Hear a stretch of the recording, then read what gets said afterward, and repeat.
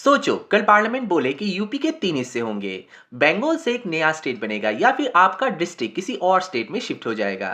ये कोई इमेजिनेशन नहीं, ये है पावर आर्टिकल 3 का। आर्टिकल 3 पार्लियामेंट को पावर देता है कि वो एक नया स्टेट बना सकता है या फिर एग्जिस्टिंग स्टेट्स का एरिया, बाउंड्री, यहाँ तक कि नाम बदल सकता है। कॉन्स्टिट्यूशनल वर्डिंग के हिसाब से प्रेसिडेंट रिकमेंडेशन के बिना बिल इंट्रोड्यूस नहीं हो सकता और स्टेट लेजिस्लेचर से सिर्फ ओपिनियन लिया जा सकता है, कंसेंट मैंडेटरी नहीं है। मतलब इंडिया का मैप रिजिड नहीं बल्कि फ्लेक्सिबल है, बट फाइनल अथॉरिटी पार्लियामेंट के पास है। 1947 के बाद इंडिया के सामने सबसे बड़ा चैलेंज था प्रिंसली स्टेट्स का इंटीग्रेशन और लिंग्विस्टिक और administrative chaos. Constituent assembly debates में बी आर अम्बेडकर ने क्लियरली बोला, इंडिया को एक लिविंग कॉन्स्टिट्यूशन चाहिए, फ्रोजन मैप नहीं। हिस्टोरियन ग्रैनविल ऑस्टिन के अकॉर्डिंग आर्टिकल 3 का एम था सक्सेशन, फ्रेगमेंटेशन और सिविल कॉन्फ्लिक्ट्स को प्रिवेंट करना। और आर्टिकल 3 के पावर की बात करें तो सिटीजन्स को डायरेक्ट पावर नहीं बट इनडायरेक्ट इंपैक्ट सबसे ज्यादा होता है। स्टेट को सिर्फ ओपिनियन देने का अधिकार है।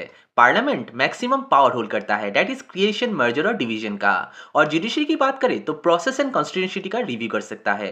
सिंपली बोलो तो यह आर्टिकल पार्लियामेंट्री सुप्रीमेसी को एनफोर्स करता है। इतना पावर, बट जुडिशियल चेक का क्या हुआ, वो भी है।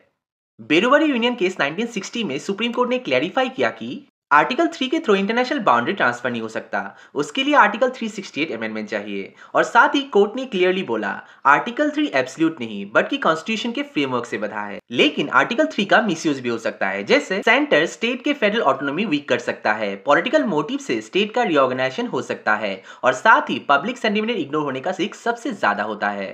हिस्ट्री में कुछ रिऑर्गेनाइजेशन से लोकल ऑपोजिशंस और अनरेस्ट भी हुए थे।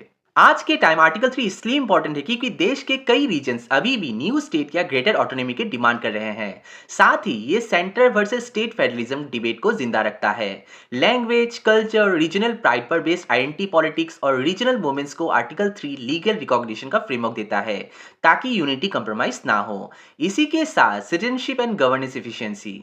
इसलिए आर्टिकल 3 आज भी इंडिया की यूनिटी एंड फ्लेक्सिबिलिटी के बीच एक क्रिटिकल बैलेंस बनाए रखता है। आर्टिकल 3 प्रूव्स इंडिया एक फिक्स मैप नहीं बट कि एक लिविंग नेशन है। If you really like this video then do subscribe my channel. Thank you.